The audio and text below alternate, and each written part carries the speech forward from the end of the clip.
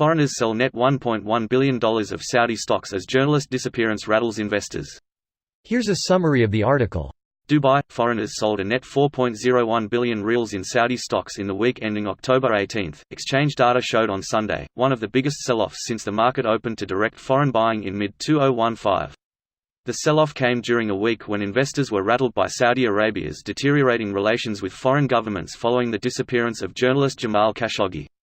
A breakdown of the exchange data showed foreigners sold 5 billion riyals worth of stocks and bought 991.3 million worth.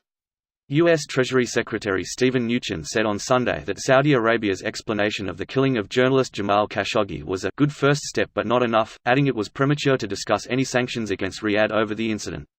The stock exchange data also showed Saudi individual investors such as retail investors and high net worth individuals sold a net 3.4 billion riyals worth of stocks during the week, however Saudi institutions bought a net 7.8 billion riyals worth of stocks.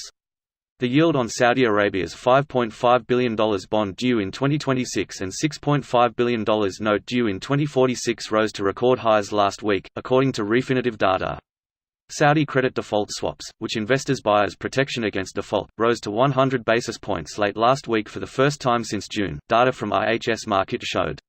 This post received a score of 30,777, with an upvote ratio of 95%. Here are the top comments in response to this article.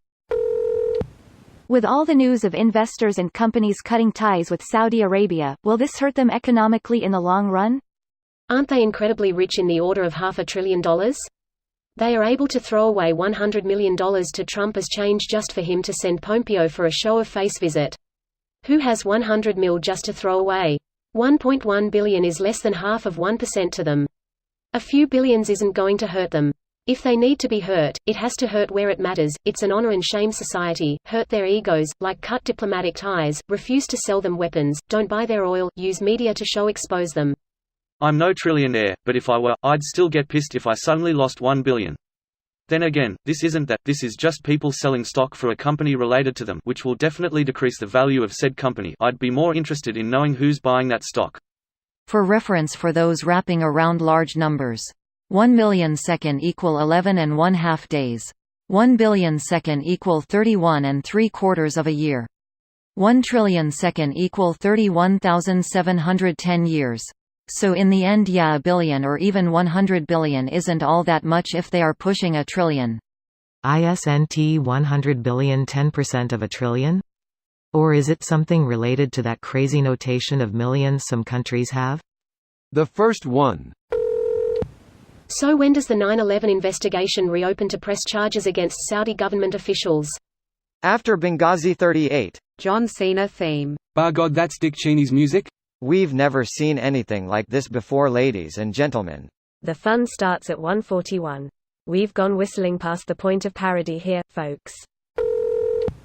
Drop in the ocean, but perhaps a good start? That's what? 0.2% of their total market cap. Exactly. $1.1 billion is not much when your country is so rich that the crown prince of it can afford to buy a $450 million Leonardo da Vinci painting.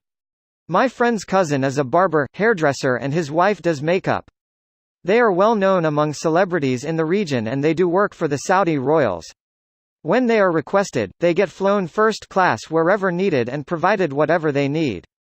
He told us once some rich royal went out to a casino and took him along, handed him $10,000 to go play. 10 minutes later, he went back to the royal and told him he lost it all, so he gave him more. Funniest part is he just pocketed it.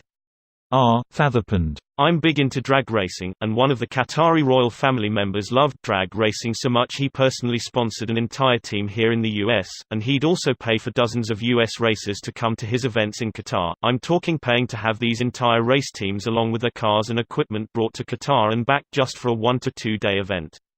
He was dumping millions per year into his race team, and competing against very established teams who had big corporate sponsors. Just for shits and giggles. Edit, to be specific, it was Khalid bin Hamad Al Thani who funded Al Anabi Racing. Actually a pretty cool guy who did a lot for drag and other forms of racing worldwide.